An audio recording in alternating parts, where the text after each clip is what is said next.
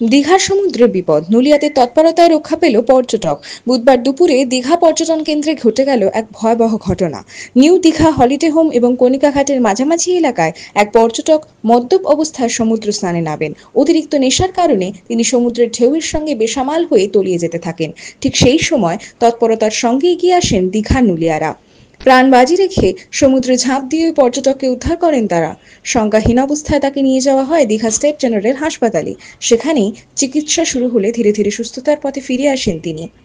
স্থানীয় প্রশাসন সূত্রে জানা গেছে, মদ্যপ অবস্থায় সমুদ্র স্নানে নামা সম্পূর্ণভাবে নিষিদ্ধ হলেও অনেক পর্যটক নিয়ম মানেন না এবং বিপদের মুখে পড়েন। এই ঘটনার পর পর্যটকদের আরও সতর্ক থাকার জন্য প্রশাসনের পক্ষ থেকে আবেদন জানানো হয়েছে।